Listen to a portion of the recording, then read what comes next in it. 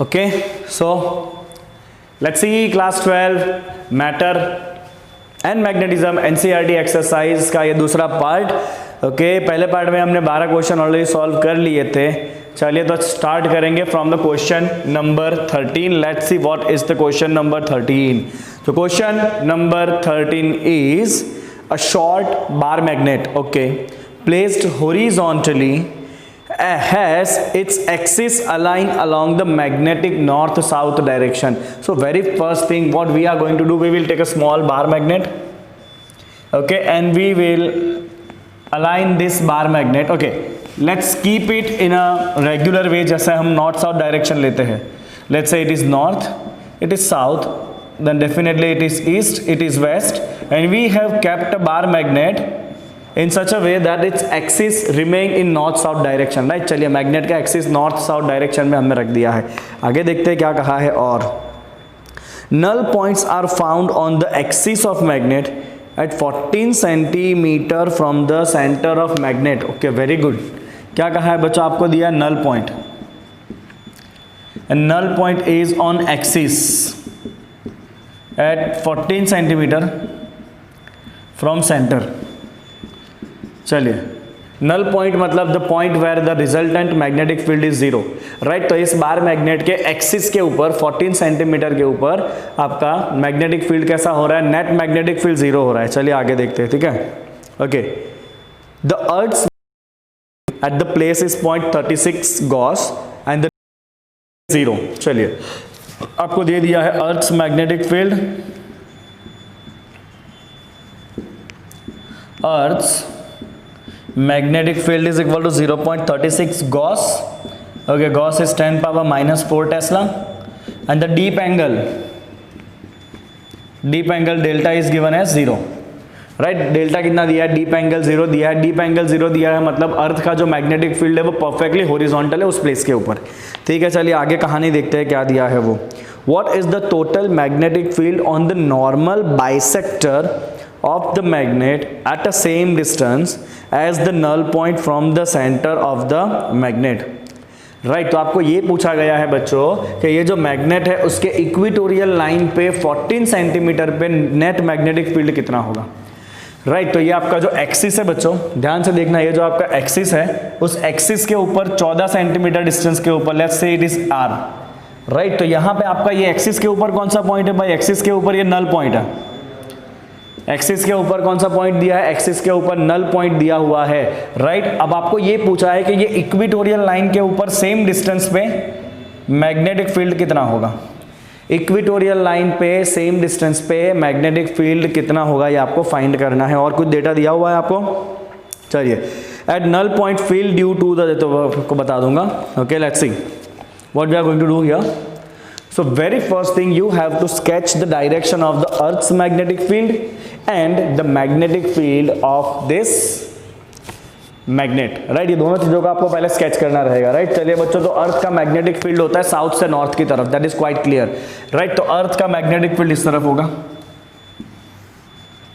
Right. This is the magnetic field of earth BE, that is in which direction, it is in the direction of south to north. Okay, यहाँ भी एक line बना देता है, this is the earth's magnetic field, okay, that is from south to north, right. चलिए, अभी magnet का जो मैग्नेटिक फील्ड है बच्चों, राइट, वो नॉर्थ में से निकलता है साउथ में जाता है, बट हमें ये नहीं कहा गया कि नॉर्थ एंड कौन सा है और साउथ एंड कौन सा है, right. That is very important thing. यहाँ पे आपको अलाइनमेंट तो दे दिया है कि भाई एक्सिस जो है वो नॉर्थ साउथ डायरेक्शन में है, राइट, बट नॉर्थ एंड कहाँ पर है, साउथ एंड कहाँ पर है वो कहा नहीं है। तो हमें हिंट दिया हुआ है, हिंट में हमें ऐसा कहा गया है कि नल पॉइंट जो है ना वो एक्सिस के ऊपर है। एक्सिस के ऊपर नल पॉइंट है, इसका मतलब ये होता है कि एक्सिस के ऊपर मैग्नेटिक फील्ड एक दूसरे को अपोज करना चाहिए।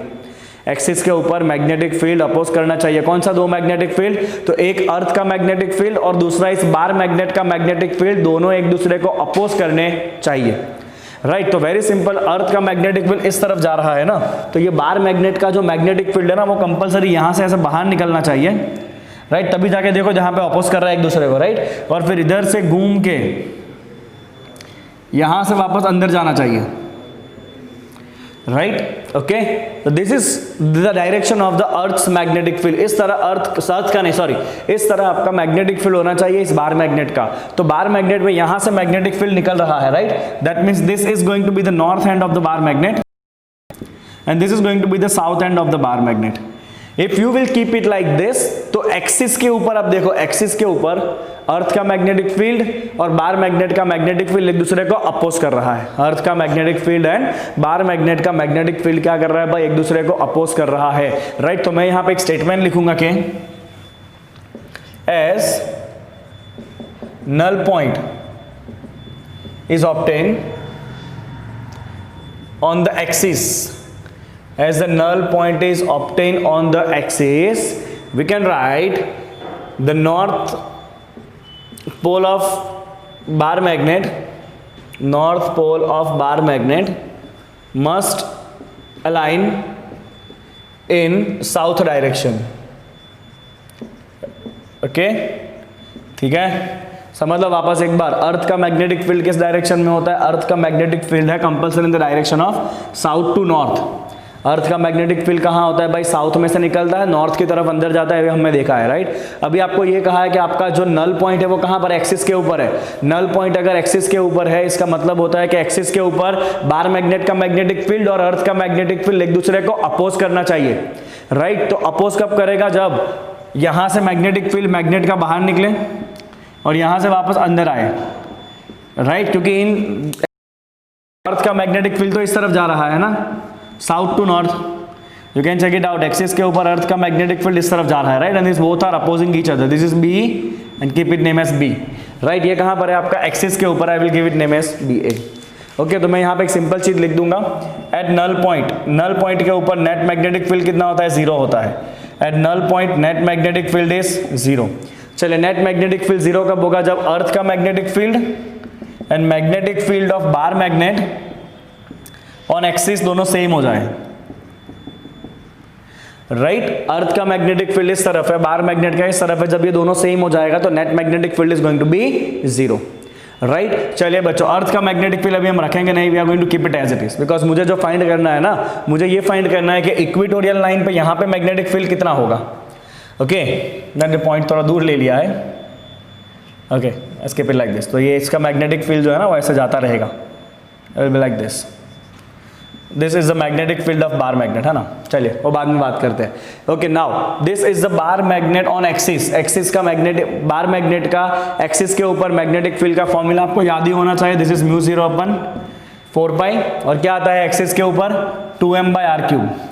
एक्सिस के ऊपर के फॉर्मूला में क्या आता है भाई, म्यू 0/4 2m/r³, ये फॉर्मूला आता है आपका एक्सिस के ऊपर, ठीक है। चलिए बच्चों, मैं यहाँ से कुछ भी फाइंड नहीं करने वाला हूँ, मैं यहाँ से कुछ भी फाइंड नहीं करूंगा, मैं खाली यहाँ पे 2 नीचे डिवाइड कर दूंगा, b/2 is equal to mu 0/4 m/r³, क्योंकि जाने अनजाने में ये आपका फॉर्मूला बन जाता है magnetic field on equatorial line. Equatorial line पे जो मैग्नेटिक फील्ड है ना उसके अंदर 2 नहीं आएगा, एक्सिस में 2 आता है, राइट। चलो, तो मैं इसको स्टेटमेंट नंबर 1 नाम देता हूं। अब मुझे जो पूछा गया है कि इक्वेटोरियल लाइन पे सेम डिस्टेंस पे नेट मैग्नेटिक फील्ड कितना होगा, चलिए फाइंड कर लेते हैं।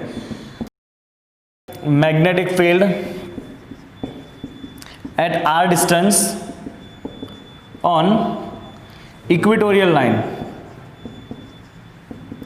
ओके। तो सिंपल सी बात देखेंगे बच्चों, हम लॉजिक ये कहता है कि इक्वेटोरियल लाइन के ऊपर अर्थ का मैग्नेटिक फील्ड भी इसी तरफ जा रहा है। देखो, अर्थ का मैग्नेटिक फील्ड तो ऐसा ही है ना, साउथ टू नॉर्थ। अर्थ का मैग्नेटिक फील्ड तो इसी डायरेक्शन में भाई, south to north, blue colour का जो लाइन है वो, राइट। और बार मैग्नेट का जो मैग्नेटिक फील्ड है वो भी इक्वेटोरियल लाइन में इसी तरफ जा रहा है। तो इक्वेटोरियल लाइन पे क्या हो रहा है भाई, इक्वेटोरियल लाइन पे दोनों मैग्नेटिक फील्ड एक दूसरे को सपोर्ट कर रहे हैं, राइट। तो आई will write here direction of Earth's magnetic field and magnetic field of bar magnet is same. This is same on equatorial line. This is same on equatorial line. Okay, this is same on the equatorial line. As it is same on the equatorial line, तो हम net magnetic field कितना लिख देंगे, plus करेंगे दोनों को, तो B plus magnetic field on equatorial line, right. चलिए, बी तो एज इट इज रखेंगे वैल्यू को। चलिए, इक्वेटोरियल लाइन का डायरेक्ट फॉर्मूला रखेंगे बच्चों। इक्वेटोरियल लाइन पे मैग्नेटिक फील्ड होता है mu 0/4 m by R cube. अब आपको पता चला होगा मैंने क्यों वैल्यू कोई फाइंड नहीं किया, क्योंकि ये जो वैल्यू है ना mu 0/4 by m by R cube, mu 0/4 by m by R cube, right. तो ये डायरेक्टली कितना वैल्यू हो रहा है, b/2 हो रहा है, we will keep it here, right. तो ये हो गया बच्चा आपका b प्लस b/2। कहाँ से यूज किया हमने, जिसे यूज किया फ्रॉम 1, तो आपका आंसर आ जाएगा बच्चों 3b/2, राइट। 3b/2। चलो b का वैल्यू कितना है, b का वैल्यू है 0.36 गॉस, 3/2 इंटू 0.36 गॉस, राइट। ये आपका आंसर आ जाएगा 0.54, राइट। तो आपको जो फाइनल आंसर मांगा है सॉल्व करने पे आपका फाइनल आंसर आ जाएगा 0.54 गॉस, राइट। तो इक्वेटोरियल लाइन के ऊपर इतना मैग्नेटिक फील्ड होगा, ठीक है ना। चलिए बच्चों, नॉर्मली क्या होता है पता है, ये बार मैग्नेट जो है ना वो अर्थ के हॉरिजॉन्टल कंपोनेंट को बैलेंस करेगा, बट क्योंकि यहाँ पे डीप एंगल 0 है ना, डीप एंगल 0 है, S delta is equal to 0, B is equal to क्या होता है बच्चों, B is equal to horizontal component of the earth magnetic field, क्योंकि डीप एंगल तो है ही नहीं, डीप एंगल नहीं है मतलब फील्ड लाइन तो परफेक्टली हॉरिजॉन्टल ही रहने वाला है, राइट। तो ये हो गया बच्चों आपका पहला क्वेश्चन सॉल्व। चलिए फटाफट इसको कॉपी कर लेंगे, और एक बात ध्यान रखेंगे बच्चों कि अगर नल पॉइंट आपका एक्सिस के ऊपर है ना, नल पॉइंट अगर आपका एक्सिस के ऊपर है, राइट, तो आपको नॉर्थ के सामने साउथ रखना पड़ेगा, ओके।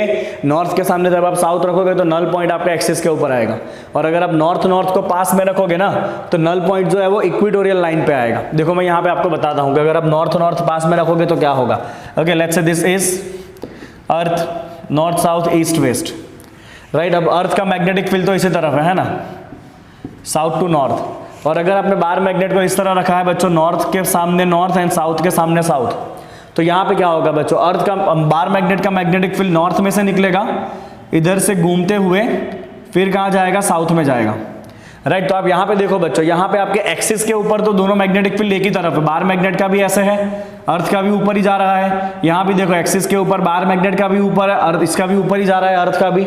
बट इक्वेटोरियल लाइन पे देखो, इक्वेटोरियल लाइन पे मैग्नेट का नीचे की तरफ आ रहा है फील्ड, और अर्थ का मैग्नेटिक फील्ड ऊपर की तरफ जा रहा है, right. So if you will align the magnet like this, you will get the null point on equatorial line, right. तो ये एक छोटा सा केस है जो आप लिख दोगे बच्चों, नल पॉइंट कहां पर है, इक्वेटोरियल लाइन के ऊपर है, null point on equatorial line,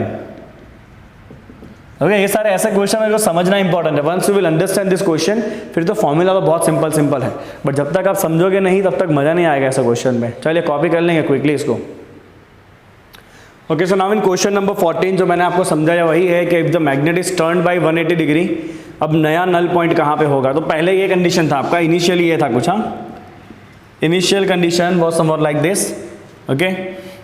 this was north south east west, और आपका नल पॉइंट एक्सिस के ऊपर था पहले, right, and this was your bar magnet. Null point axis के ऊपर था, तो मैंने आपको पहले ही बता दिया कि यहाँ पे आपका नॉर्थ होगा, यहाँ पे आपका साउथ होगा, ओके। और पहले आपका यहाँ पे कुछ नल पॉइंट था, let's say distance r, this was your null point. अब हमें क्या करना है, मैग्नेट को 180 डिग्री रोटेट करना है। तो जैसे ही आप मैग्नेट को 180 डिग्री रोटेट करोगे बच्चों, तो सिचुएशन जो है वो रिवर्स हो जाएगी, आपका नॉर्थ ऊपर आ जाएगा, साउथ नीचे आ जाएगा। तो एज ऑलरेडी डिस्कस्ड कि नॉर्थ में से अब फील्ड निकलेगा, घूमते हुए यहाँ पे जाएगा, और फिर वापस यहाँ से अंदर आएगा, ओके। और अर्थ का जो मैग्नेटिक फील्ड है वो रहेगा आपका साउथ से नॉर्थ की तरफ, राइट। तो एज आई कैन सी, अब यहाँ पे इक्वेटोरियल लाइन के ऊपर दोनों फील्ड एक दूसरे को अपोज करेगा ना, राइट। मतलब इक्वेटोरियल लाइन के ऊपर आपका मैग्नेटिक फील्ड कैसा होने वाला है भाई, 0 होने वाला है। Let's say it is getting 0 on equatorial line at distance r dash, let's write it is 0 at distance r dash on the equatorial line, okay. तो मैं यहाँ पे लिखूंगा कि as magnet is turn by 180 degree, the field due to earth and the magnet oppose each other on equatorial line, right। यहां पे दोनों एक दूसरे को अपोज करेगा on the equatorial line, right, okay. Let's say it is eight distance r dash from the center, at distance r dash from the center of magnet, okay. So very simple, जहां पे भी आपका null point होगा बच्चों वहां पे net magnetic field 0 हो जाएगा। तो मैं यहां पे लिखूंगा कि this is your new null point, this is the null point. तो हम यहाँ पे लिख देंगे कि एट नल पॉइंट, चलिए भाई, तो नल पॉइंट के ऊपर क्या होगा, magnetic field of earth and magnetic field due to the bar magnet. अब ये पॉइंट आपका इक्वेटोरियल लाइन के ऊपर है, हाँ, on equatorial line this should be same, right. चलिए अर्थ का मैग्नेटिक फील्ड तो आपको दे दिया था ऑलरेडी, कितना था, 0.36 gauss. Okay, now what is the magnetic field on equatorial line, that is equal to mu 0 upon 4 pi, mu 0 upon 4 pi, equatorial line पे आएगा m by R dash cube. मैंने distance अभी आर डैश लिया है ना, the distance is r dash, यहाँ पे आपको null point find करना है, that distance is r dash, right? Okay, so this is your first formula you can write. अब starting condition में क्या था, starting condition में null point आपका axis के ऊपर था, right? So I will write here initially null point was on axis at distance r, right. तो स्टार्टिंग कंडीशन के लिए जो अर्थ का मैग्नेटिक फील्ड है that is equal to magnetic field of magnet on axis, क्योंकि starting में null point axis के ऊपर था ना। चलिए बच्चों, ये कितना आएगा, 0.36 गॉस। एक्सिस के ऊपर मैग्नेटिक फील्ड कितना होता है, तो एक्सिस के ऊपर होता है म्यू 0 अपन 4 पाई 2m, और एक्सिस का डिस्टेंस कितना बाई r है, राइट। इक्वेटोरियल का डिस्टेंस कितना है on equatorial line at r dash, लिख देता हूँ वापस एक बार, on equatorial line at r dash, right. चलिए ये फर्स्ट इक्वेशन, ये सेकंड इक्वेशन, दोनों को डिवाइड कर लेते हैं। जैसे ही डिवाइड करोगे आपका आंसर आ जाएगा। तो हम क्या करेंगे, on dividing equation number 1 and equation number 2, चलिए आप जैसे इक्वेशन नंबर 1 और 2 को डिवाइड करोगे इससे क्या मिलने वाला है देखते हैं। चलिए on dividing equation number 1 and 2, ठीक है। चलिए 0.36 by 0.36 is 1, mu 0 upon 4 pi, mu 0 upon 4 pi cancel, m will be cancelled. Okay, यहाँ पे आपका क्या बचेगा बच्चों, 1 अपन r डैश क्यूब, और यहाँ बचेगा नीचे 2 बाई r क्यूब, बस इतना बचेगा आपका, राइट। बाकी सब कट हो जाएगा, म्यू 0 अपन 4 पाई कट हो जाएगा, m will be cancel, 0.36 will be cancel, ये हो जाएगा 1, राइट। और यहाँ बचेगा 1 बाई r डैश क्यूब, और नीचे बचेगा 2 बाई r क्यूब। ओके, चलिए आप सिंप्लीफाई करते हैं बच्चों, इसको यहाँ पे ले लीजिए, what you will get, 2 by r cube is equal to 1 by r dash cube. You need to find this r dash, right. Okay, तो क्यूब रूट निकालेंगे बच्चों, कितना आएगा। चलिए जैसे आप क्यूब रूट निकालोगे इन्वर्स करना पड़ेगा आपको, हाँ। चलिए पहले क्यूब रूट निकाल लेते हैं, that is 2 power 1/3, r is equal to 1 by r dash. Okay, चलिए 2 का क्यूब रूट का जो वैल्यू है, रूट कितना आता है, मैंने आपको क्यूब रूट करना बताया है कैल्सी के ऊपर, राइट। विशाल कैल्सी ला दो, ठीक है। चलिए बच्चों, you need to find the r dash, right. तो r dash is equal to r power r upon cube. चलिए पहले आपका नल पॉइंट कहाँ पे था, पहले आपका नल पॉइंट 12 सेंटीमीटर के ऊपर था, right. This r was given as 12 centimetre initially, so it is 12 centimetre divide by 2 का cube root, 12 centimetre divide by 2 का क्यूब रूट। क्यूब रूट निकालना आता है कैल्सी पे, 2 4 8 2 बार अंडर रूट इंटू 4 बार अंडर रूट इंटू 8 बार अंडर रूट इंटू वापस 2 बार under root and then equal to, right. तो 2 का अंडर रूट आ रहा है कुछ 1.25 आ रहा है मेरा, तो कुछ गलती की है मैंने। ओके सही है, 1.25 आपका आएगा यहाँ पे। ओके, स्टार्टिंग में नल पॉइंट 14 है, जस्ट नॉट 12। इनिशियली और नल पॉइंट इज 14, अब आगे वाले क्वेश्चन में देख लेना, इट इज 14। चलिए डिवाइड बाय ये आया आपका 1.25 कुछ आएगा approximately, then your answer is going to be 11.1 centimetre, right. So अभी आपका नल पॉइंट कहाँ पे आएगा, point is 11.1 centimeter, but that is on which line, that is on equatorial line, that is very important। ये आपको specify करना पड़ेगा answer में अगर फुल मार्क चाहिए तो। this is on equatorial line, so now the null point will be on equatorial line। तो ये हो गया आपका बच्चों नल पॉइंट के दोनों क्वेश्चन कंप्लीट। चलिए फटाफट कॉपी कर लीजिए इसको, फिर आगे बढ़ेंगे। Okay, let's C question number 15, and this question number 15 is a short bar magnet of magnetic moment 5.25 into 10 power minus 2 joule per Tesla is placed with its axis perpendicular to the Earth's field direction। Okay, चलिए fine. तो हमें दिया एक bar magnet which has some magnetic moment, m is given as 5.25 into 10 power minus 2 joule per Tesla, right।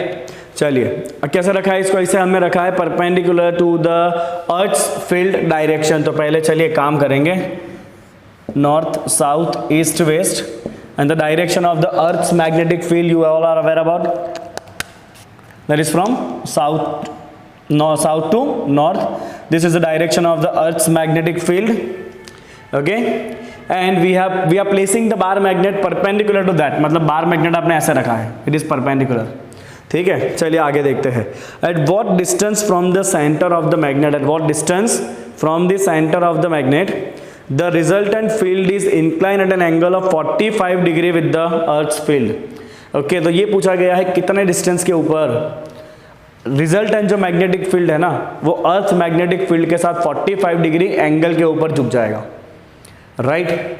चलिए तो यहाँ पे थोड़ा सा वेक्टर पे हम काम करेंगे, ठीक है ना। चलिए और कुछ दिया है, हमें दिया है magnitude of the earth's magnetic field is 0.42 gauss. चलिए अर्थ का मैग्नेटिक फील्ड दे दिया है 0.42 gauss is the magnetic field of earth, ठीक है। चलिए बच्चों अभी आपको पॉइंट इक्वेटोरियल या कुछ दे दिया हुआ है, for what distance from the centre of the magnet the resultant field is incline. चलिए बहुत बढ़िया, तो हम क्या करेंगे देखिए, तो हम ना एक काम करते हैं, ये मैग्नेट जो है ना उसका मैग्नेटिक फील्ड ड्रॉ करते हैं पहले। तो let's say it is north and, आपको कोई स्पेसिफाई नहीं किया तो you can take it by yourself, okay. तो यहाँ से आपका मैग्नेटिक फील्ड निकलने वाला है और फिर यहाँ से घूम के वो ऐसे जाएगा और फिर वापस यहाँ से मैग्नेटिक फील्ड जो है वो अंदर आएगा इस तरह से, right. So this is basically going to be the magnetic field of earth, okay. चलिए बच्चों तो यहाँ पे मैग्नेटिक फील्ड के दो कंपोनेंट है जो एक दूसरे को परपेंडिकुलर है, ये अर्थ का ये आपका मैग्नेट का मैग्नेटिक फील्ड है, राइट, और ये किसका मैग्नेटिक फील्ड है, अर्थ का मैग्नेटिक फील्ड है, right. So these are the two perpendicular magnetic field and you require that your resultant magnetic field should be at angle of 45 degree, right. चलिए resultant magnetic field बच्चों 45 degree angle के ऊपर तभी आएगा जब ये दोनों कंपोनेंट सेम हो। आप सिंपल सा लॉजिक यूज करो, राइट। रिजल्टेंट आपका 45 डिग्री मतलब दो वेक्टर का रिजल्टेंट एग्जैक्टली बीच में कब आएगा, when both the vectors are same, okay. तो चलिए तो आपका ये रिजल्टेंट मैग्नेटिक फील्ड जो है ना बी नेट, राइट, ये नेट आपका जो मैग्नेटिक फील्ड है बच्चों, ये नेट मैग्नेटिक फील्ड आपका कहाँ पर है, 45 डिग्री पे है।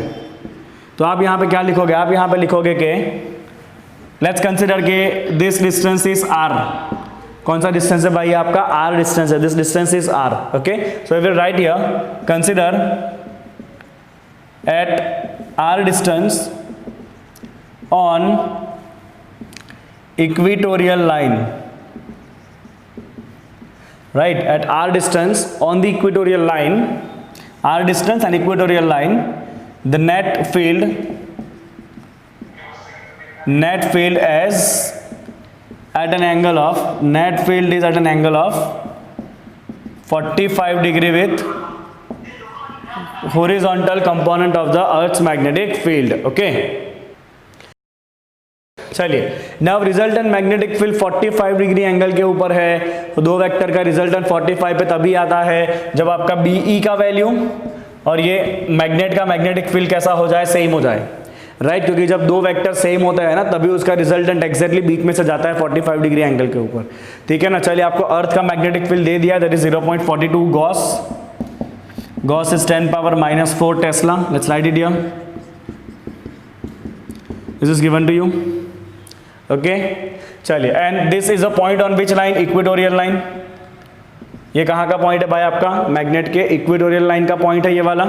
चलिए इक्वेटोरियल लाइन के ऊपर मैग्नेटिक फील्ड का फॉर्मूला रख देंगे μ0/4π m/r³, ठीक है। चलिए सिंप्लीफाई करेंगे, 0.42 10⁻⁻⁴ is equal to μ0/4π is 10⁻⁻⁷, m का वैल्यू कितना दिया है, मोमेंट दिया है 5.25 इंटू 10⁻⁻² डिवाइड बाई r³। चलिए इसको मैं सॉल्व करके दिखाऊंगा आपको क्यूब रूट कैसे निकालना है वो सब कुछ, राइट। तो पहले इतना वैल्यू फाइंड करते 5.25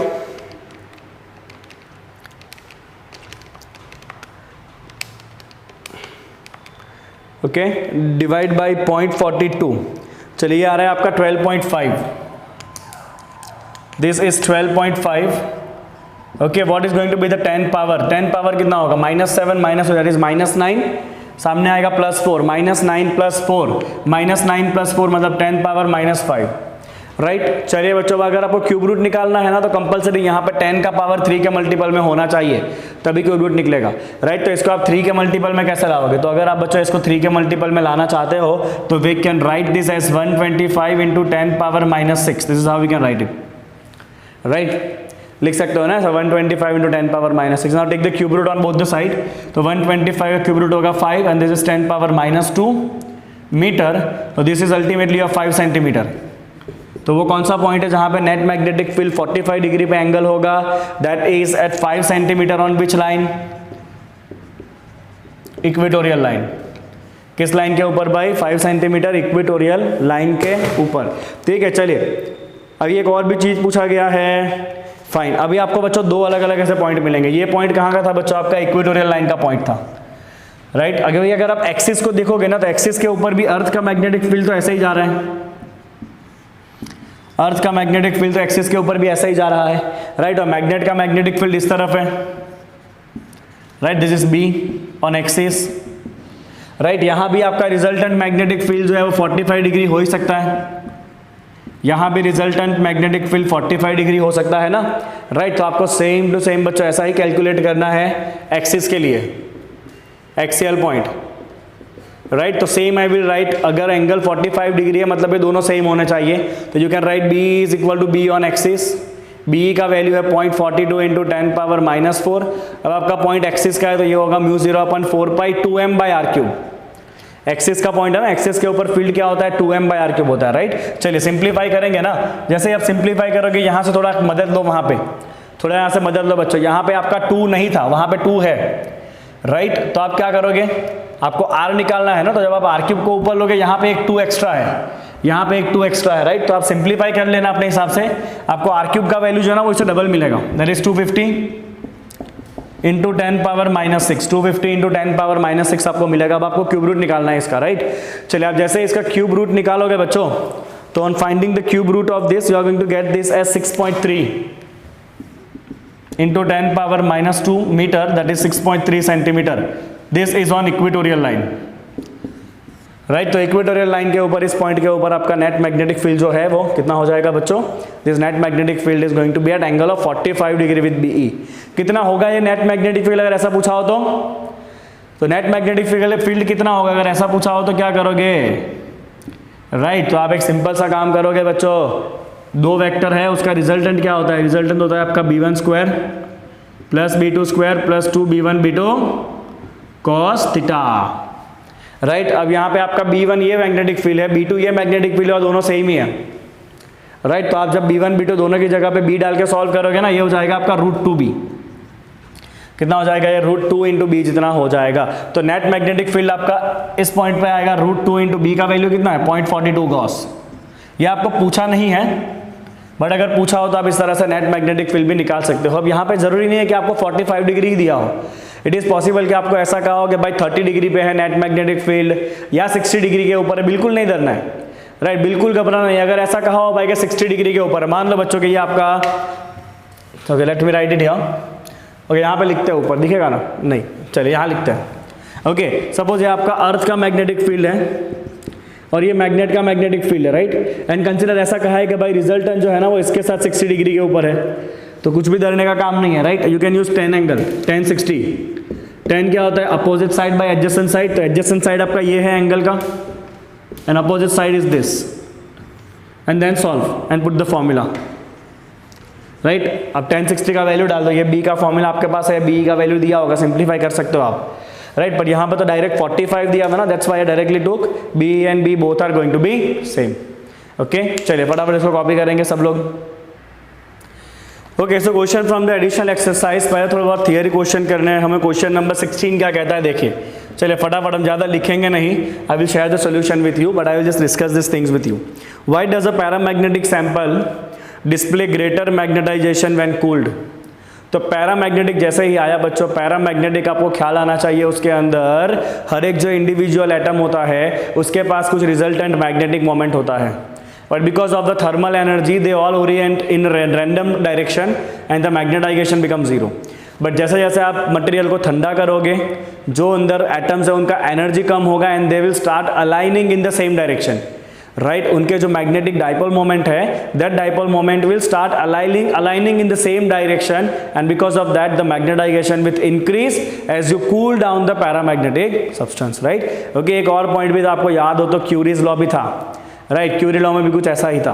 ओके, चलिए आगे देखते हैं। Why is diamagnetism in contrast almost independent of temperature? तो डायामैग्नेटिक तो ऐसा मटेरियल है जिसके जो एटम्स है ना उसके पास परमानेंट डाइपोल मोमेंट ही नहीं है। जो इंडिविजुअल एटम्स है they don't have permanent dipole moment, so what will they do with increase और डिक्रीज ऑफ टेम्परेचर। अगर डाइपोल मोमेंट ही नहीं है मॉलिक्यूल के पास तो ठंडा करने से क्या फर्क होगा। पैरामैग्नेटिक में तो इंडिविजुअल मॉलिक्यूल डाइपोल मोमेंट वाला है, so if you decrease the temperature they will align them in the same direction and you will get the magnetization, but in diamagnetic there is no molecular dipole moments. Okay चलिए, if a toroid uses bismuth for its core, will the field in the core be greater or less than when it is the core is empty। तो toroid के core के अंदर आपको रखना है bismuth. अब आपको एग्जांपल ख्याल होना चाहिए बच्चों, bismuth is a diamagnetic substance and diamagnetic substance will repel the field out of it. Diamagnetic substance क्या करता है भाई, मैग्नेटिक फील्ड लाइन को अपने में से बाहर निकालता है। तो अगर आपने टोरॉइड के कोर में बिस्मथ लिया, क्योंकि बिस्मथ डायमैग्नेटिक सब्सटेंस है, वो मैग्नेटिक फील्ड को बाहर निकाल देगा, that's why the intensity of field will reduce. Okay, apart from this bismuth, if you are putting some ferromagnetic substance or if you are putting some paramagnetic substance, they will attract the field lines in them, so there the magnetic field will increase in the material, okay, or in the core, but diamagnetic substance आप रखोगे तो magnetic field core में कम हो जाएगा। अच्छा, very simple thing। next देखते हैं, चलिए, is the permeability of ferromagnetic material independent of the magnetic field?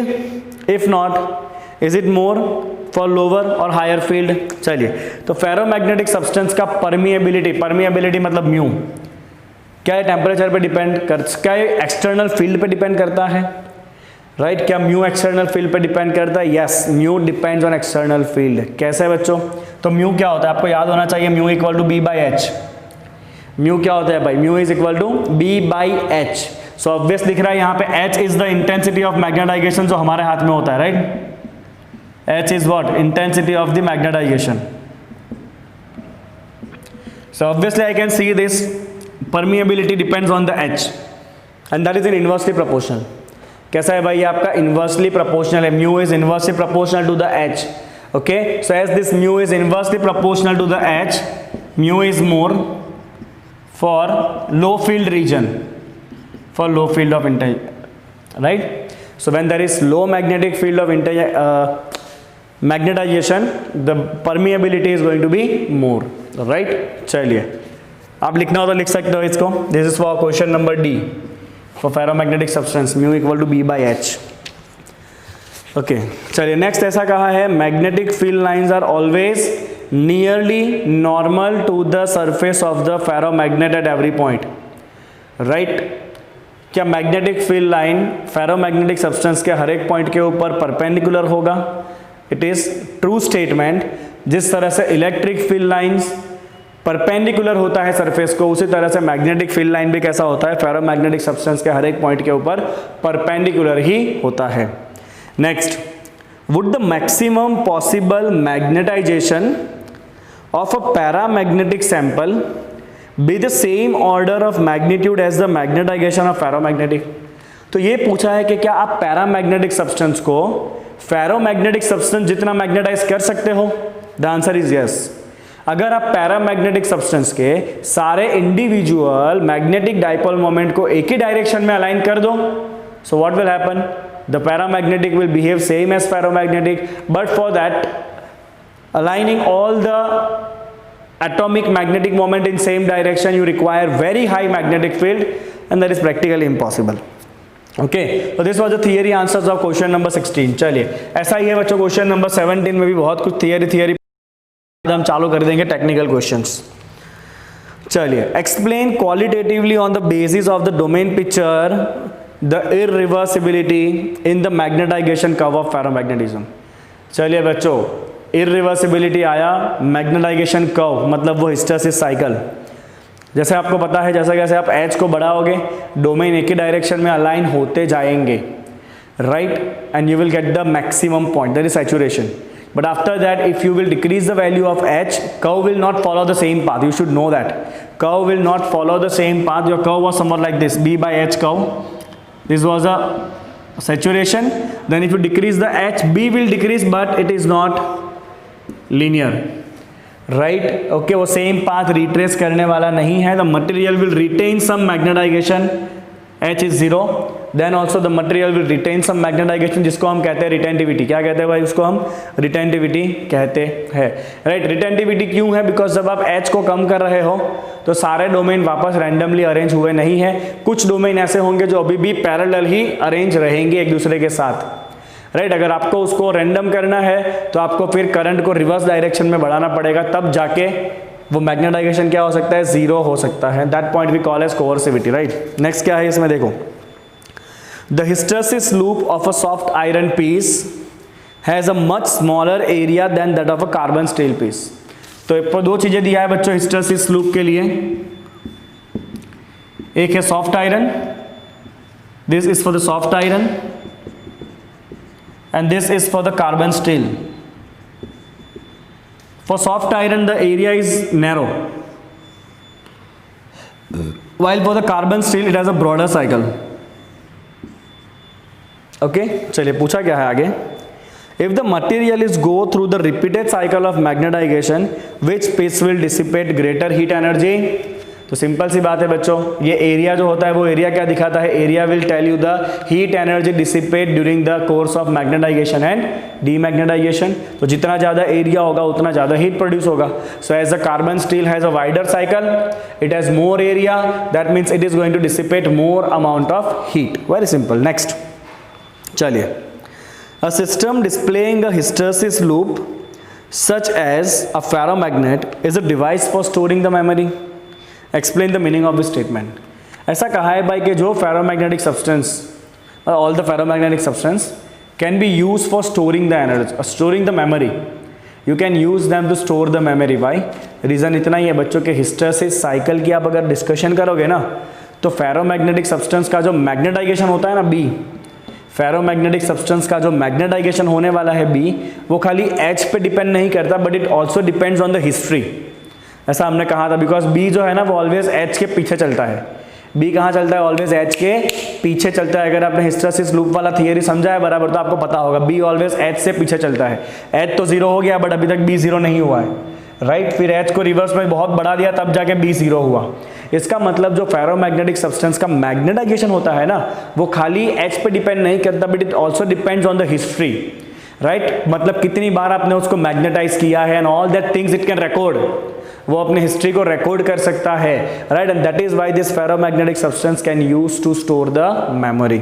चलिए, what kind of ferromagnetic material is used for coating the magnetic tapes in the cassette player और for building a memory stores in modern computer.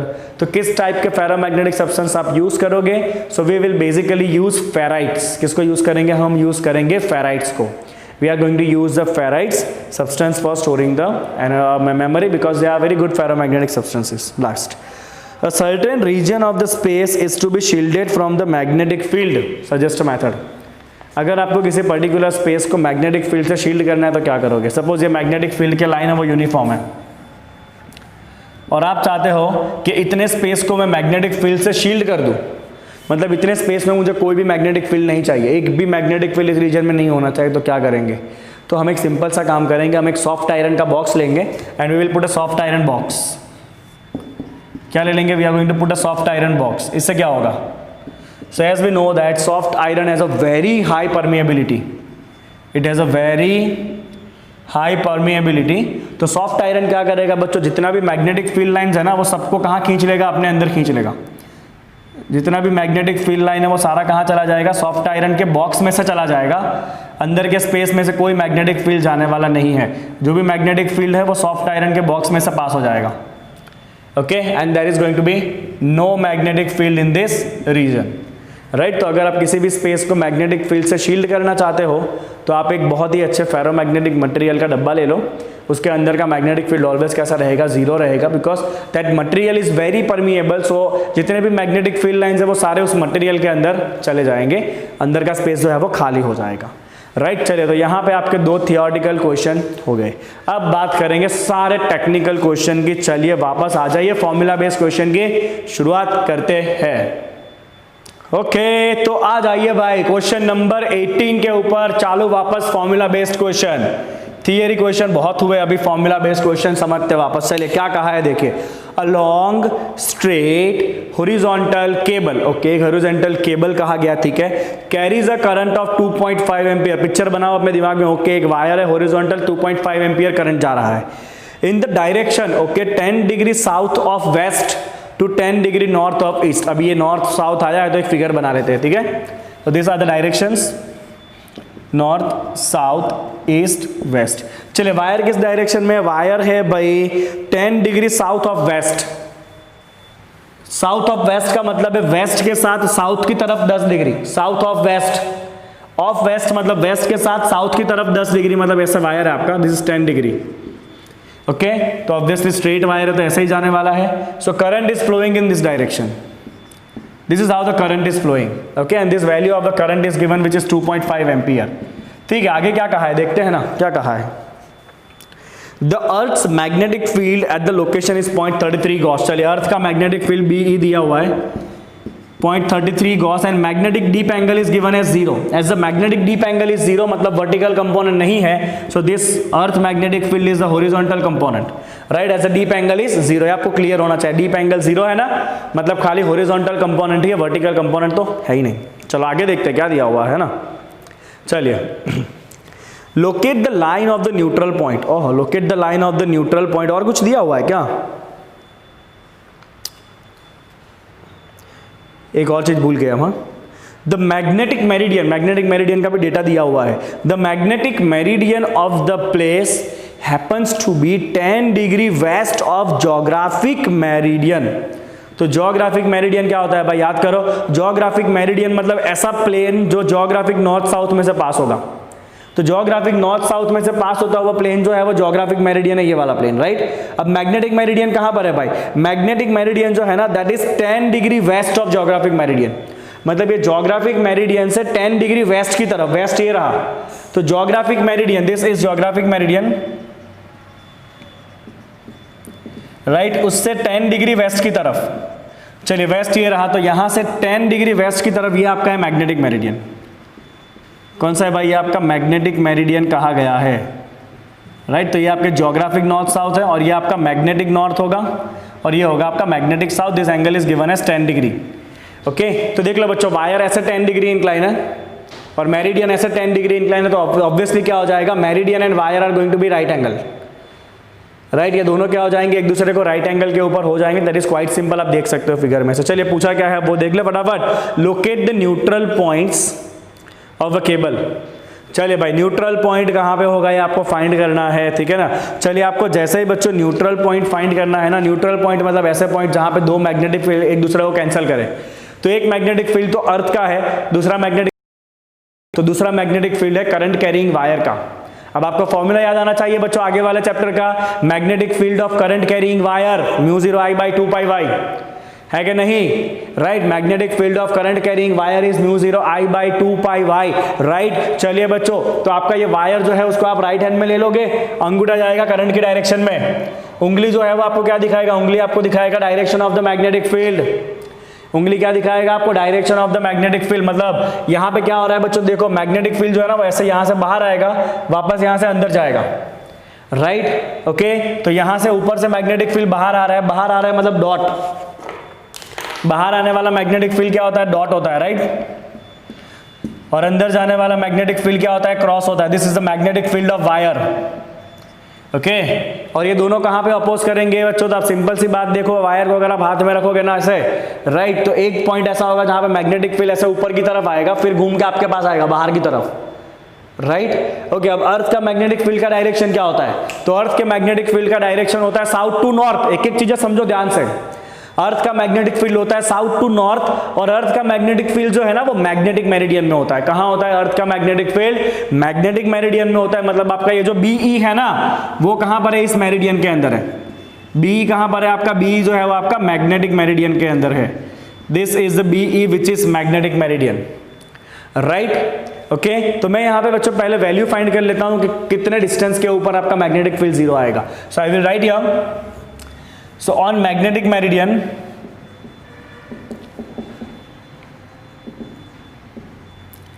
at distance y from wire if net field is 0। चलिए भाई, net field 0 का मतलब क्या होता है? Horizontal component of the earth's magnetic field, जो यहाँ पे आपका BE HE दोनों सेम है, राइट? BE HE कैसा है? सेम है, बिकॉज डेल्टा 0 है ना। तो horizontal component of the earth's magnetic field and magnetic field of wire at distance y, ये दोनों सेम हो जाना चाहिए। चलिए, आपको हॉरिजॉन्टल कंपोनेंट तो दे दिया है 0.33 गॉस इज 10⁻⁻4 टेस्ला। ओके, चलिए, magnetic field of wire μ0 I/2πy। ठीक है, चलिए इसको सॉल्व करते हैं क्विकली। कितना y का वैल्यू आता है? 0.33 × 10⁻⁻4, राइट। चलिए, μ0 का वैल्यू होता है 4π × 10⁻⁻7, करंट इज 2.5/2π × y। चलिए इसको कट करेंगे, ये 2 से कट हो जाएगा, ये हो जाएगा आपका 0.33 × 10⁻⁻4 is equal to 10⁻⁻7 × 2.5/y। y ऊपर ले लीजिए, this is 2.5 × 10⁻⁻7 divide by 0.33 × 10⁻⁻4। This is approximately going to become कितना हो जाएगा ये? 7.5 × 10⁻⁻3 meter, that is 7.5 mm। Null point कहाँ पे होगा? Null point is a distance of 7.5 mm from the wire. Wire से 7.5 mm के ऊपर आपका नेट मैग्नेटिक फील्ड कैसा हो जाएगा भाई? 0 हो जाएगा। Net magnetic field is going to be 0, right? Is it clear? चलिए कॉपी करिए फटाफट। Okay, there is a small mistake here, there is a small mistake here, check it out. 2 × 2.5 हमने किया ही नहीं, this is going to be 5, this is 5, so it is going to be 15 in fact, so it is 15 mm। एक 2 रह गया था अपना multiply करना, है ना। ओके, सो क्वेश्चन नंबर 19, ऐसा ये क्वेश्चन है, वायर वाला ही क्वेश्चन है, ध्यान से देखते हैं क्या दिया है। चलिए, तो क्वेश्चन नंबर 19 के अंदर आपको डेटा दिया है, a telephone cable at a place has 4 long straight horizontal wires carrying a current of 1 ampere. भाई 4 वायर है हाँ एक साथ, and they all are carrying a current of 1 ampere in the same direction east to west. Okay, चलिए बच्चों, 4 wire हैं, there are 4 wires and they all are carrying the current of I equal to 1 ampere in which direction? In the direction of east to west. They are carrying the current in the direction of east to west, that is current is 1 ampere। 4 wire है ऐसे, ठीक है। चलिए, the earth's magnetic field at the place is 0.39 Gauss, कोई बात नहीं। चलिए, earth का मैग्नेटिक फील्ड जो है BE, it is 0.39 Gauss, right?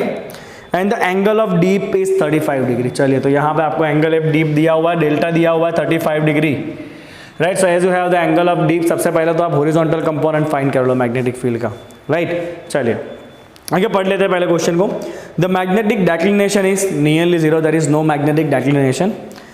What are the resultant magnetic field at a point? What are the resultant magnetic field at a point 4 centimeter above and below the cable? Cable के 4 centimetre ऊपर और नीचे net magnetic field कितना होगा वो find करना है। चलिए, बहुत बढ़िया। You want to find net magnetic field at 4 centimetre above and below the wire. चलिए बच्चों, जो भी खेल है ना वो फिगर के अंदर छुपा हुआ है, जो भी खेल है वो सारा जो है ना वो फिगर के अंदर है। चलिए, आप ध्यान से समझ लीजिए कि है क्या वो, ठीक है। सबसे पहले हम क्या करेंगे? So very first we will find the components of the Earth's magnetic field. We will find components of the Earth's magnetic field, right? चलिए बच्चों, अर्थ का हॉरिजॉन्टल कंपोनेंट क्या होता है? H, let's write it H. तो horizontal component is B cos delta, right, and vertical component क्या होता है? B sin delta. Okay, B का वैल्यू कितना है? 0.39 Gauss into cos 35, this is 0.39 into sin 35.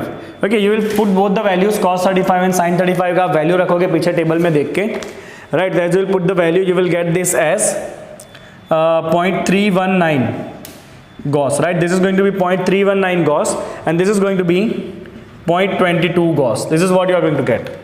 एक आएगा आपका 0.319 गॉस, दूसरा आएगा आपका 0.22 गॉस, ठीक है।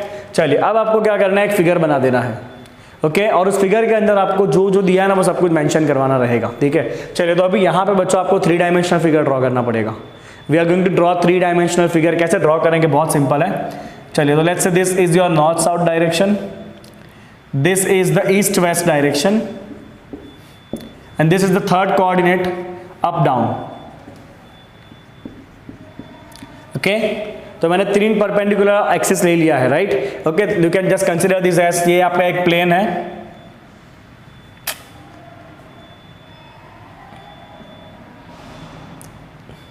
This is a plane, right, and this is perpendicular to the plane. ये तीसरा एक्सिस कैसा है भाई, प्लेन को perpendicular, and this all 3 are perpendicular to each other. I hope कि you are able to see that. Okay, चलिए अब आपका वायर कैसे रखा गया है बच्चों, वायर रखा गया है आपका ईस्ट टू वेस्ट डायरेक्शन में। So will keep a wire first in the direction of east to west. चलिए, ये आपका वायर है। Okay, and this is carrying current in this direction, east to west है ना। Okay, let's carry the current in the direction of east to west. This is the direction of current east to west. चलिए, तो आप ये decide कर लो wire का magnetic field कैसा होगा। तो हम क्या करेंगे, राइट हैंड में वायर पकड़ेंगे, पकड़ लिया राइट हैंड में वायर, अंगूठा जाएगा करंट की डायरेक्शन में, ईस्ट टू वेस्ट गया, राइट। तो ऊपर का मैग्नेटिक फील्ड इस तरफ जा रहा है, मतलब नॉर्थ में जा रहा है, और पीछे से घूम के मैग्नेटिक फील्ड कहाँ आएगा, साउथ में आएगा। तो ऊपर के डायरेक्शन में, मतलब वायर के ऊपर मैग्नेटिक फील्ड नॉर्थ में होगा, और वायर के नीचे घूम के वापस आएगा, मैग्नेटिक फील्ड साउथ में होगा, राइट। तो वायर के ऊपर वाला जो रीजन है उसमें मैग्नेटिक फील्ड नॉर्थ में रहेगा। This is the magnetic field of wire above the plane, right. और फिर घूम के नीचे से वापस आएगा, तो डाउन वाला जो प्लेन है वहां पे इसका मैग्नेटिक फील्ड जो है वो साउथ में रहेगा। Is the magnetic field of wire, right. चलिए बच्चों, अब दूसरी बात करेंगे अर्थ का मैग्नेटिक फील्ड। तो अर्थ का मैग्नेटिक फील्ड तो एक ही डायरेक्शन में होता है, that is south to north. तो अर्थ का मैग्नेटिक फील्ड तो इस डायरेक्शन में रहने वाला है, that is in south to north direction. ये क्या है बच्चों, horizontal component of the earth's magnetic field. क्या है ये, horizontal component of the earth's magnetic field. तो आप देख सकते हो बच्चों कि हॉरिजॉन्टल प्लेन में वायर के ऊपर वाला जो प्लेन है ना, हॉरिजॉन्टल कंपोनेंट में वायर के ऊपर वाला जो प्लेन है वहां पे दोनों एक दूसरे को सपोर्ट कर रहे हैं, राइट। और वायर के नीचे वाला जो प्लेन रहेगा, ये वायर है, तो वायर के नीचे वाला जो प्लेन है वहां पे वायर का मैग्नेटिक फील्ड और अर्थ का मैग्नेटिक फील्ड एक दूसरे को अपोज कर रहा है। You can see the arrows are different, right. Horizontal component. Vertical component तो कहां पर होगा, वर्टिकल कंपोनेंट जो है बच्चों वो तो आपका वर्टिकल एक्सिस के ऊपर होने वाला है, अप डाउन में, राइट। तो वर्टिकल कंपोनेंट तो आपका फिक्स ही है, that is going to remain in this direction. Okay, let's keep it like this randomly, let's keep it like this. This is the vertical component of the earth's magnetic field. Okay, right. तो आपका resultant में एक बच्चों horizontal component आएगा और एक आपका vertical component आएगा। Once you get the resultant horizontal and vertical, तो नेट मैग्नेटिक फील्ड आप कर लोगे, अंडर रूट करके आप फाइंड कर सकते हो, ठीक है। तो मैं यहाँ पे लिखूंगा सबसे पहले तो magnetic field due to 4 wires, ये फाइंड कर लेते हैं ना।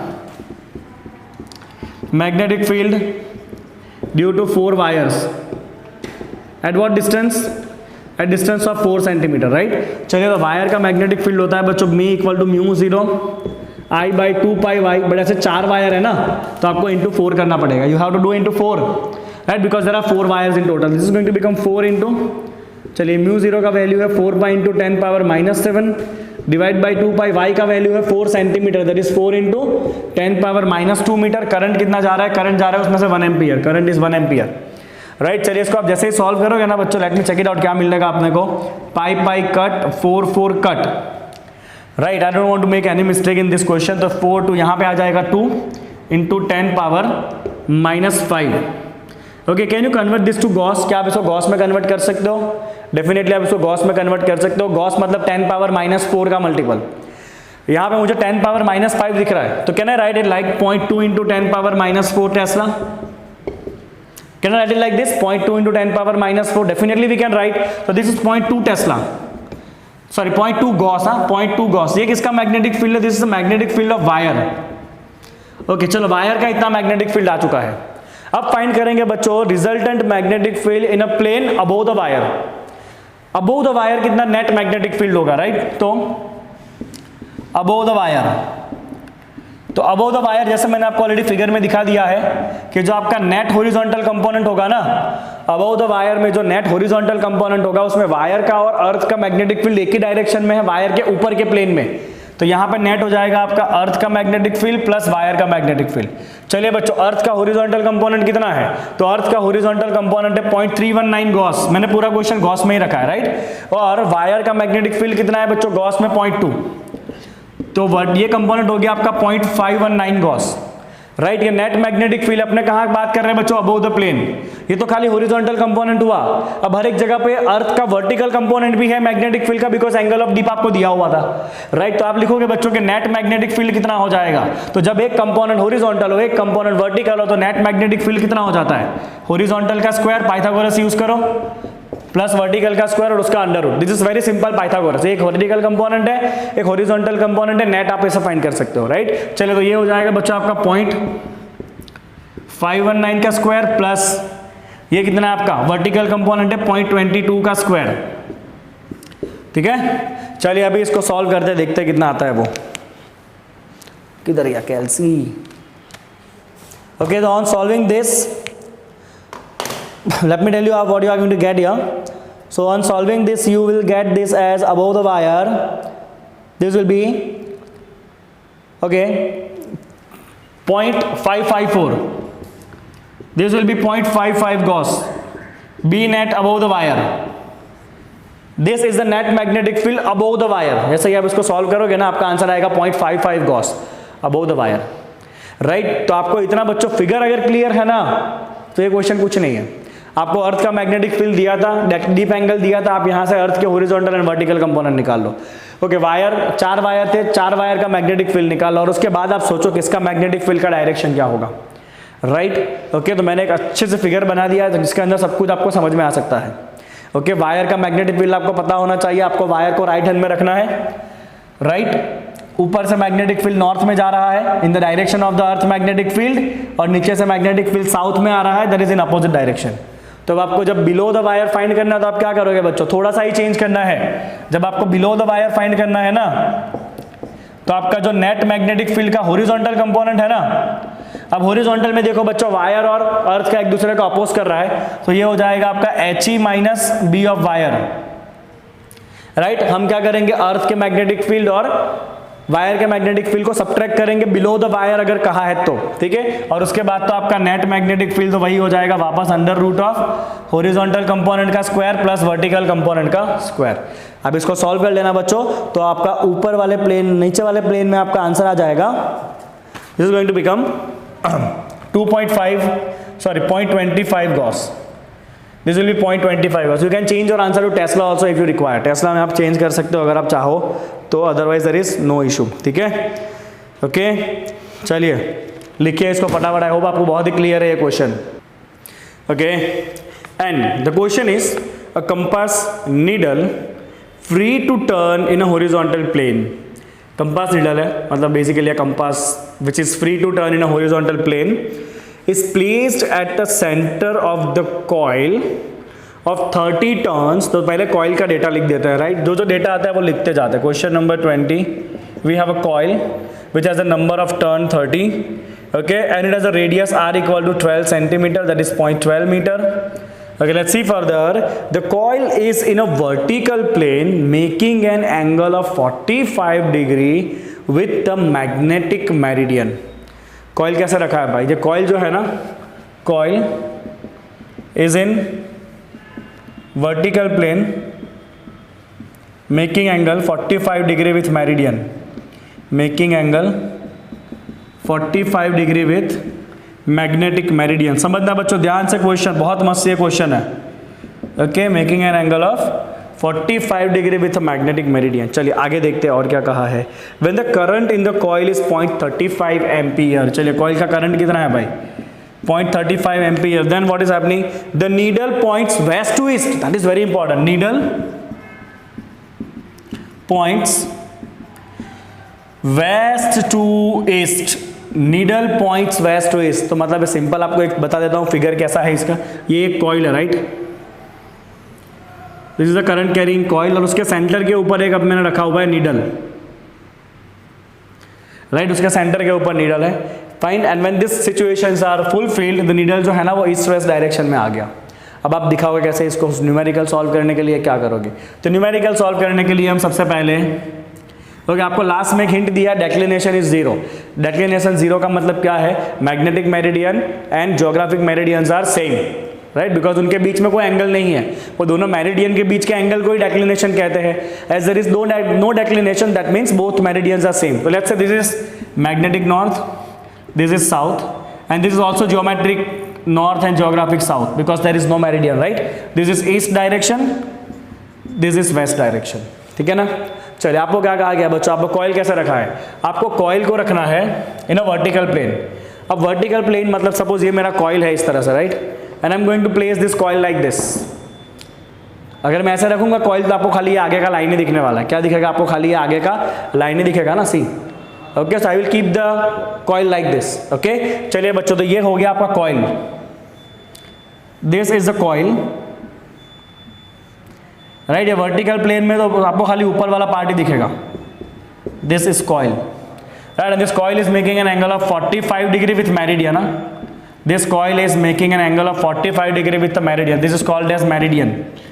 ऐसा प्लेन जो नॉर्थ साउथ में से पास होगा उसे कहते हैं मेरिडियन, राइट। चलिए, and this coil is making angle of 45 degree. अब क्या कहा है, when you will pass the current of 0.35 ampere, right, the needle points west to east, मतलब ये जो नीडल है ना वो वेस्ट टू ईस्ट डायरेक्शन में हो गया। अब ये समझो बच्चों बहुत ही ध्यान से, नीडल जो है ना वो किस डायरेक्शन में हो गया, west to east. So this is the direction of the needle, west to east. Okay, let me draw the needle only, ताकि आपको बहुत ही ज्यादा क्लियर रहे।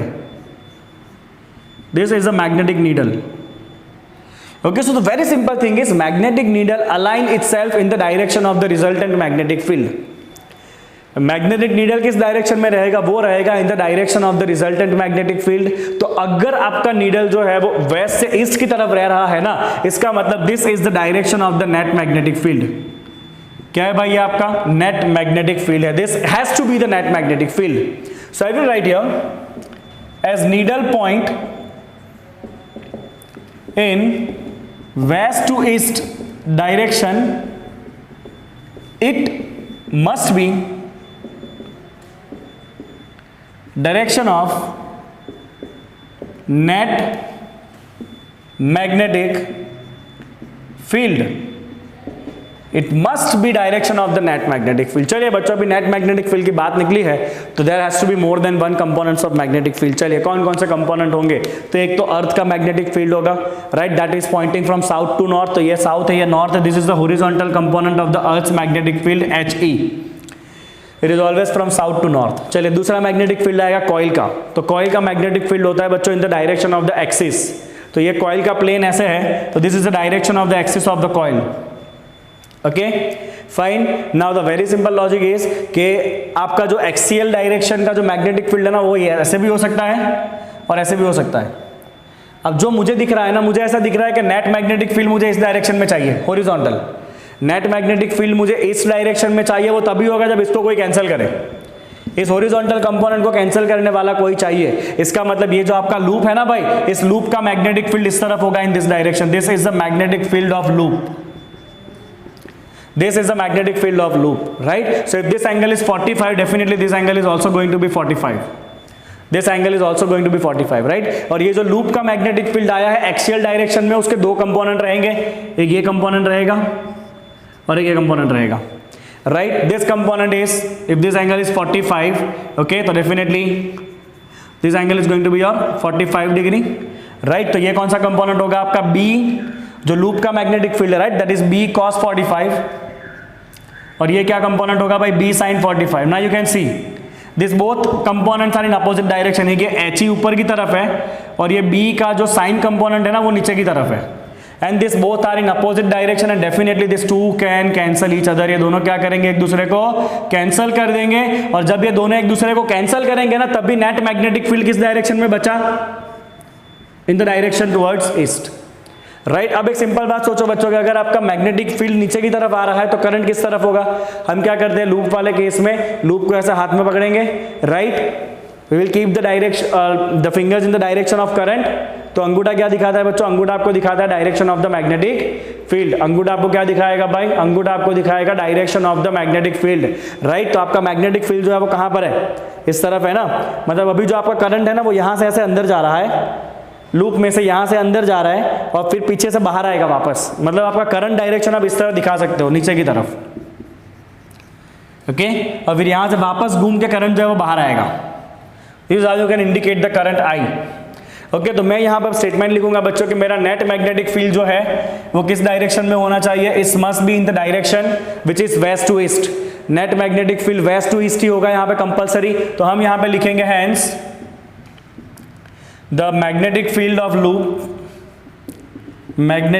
Of loop has two component,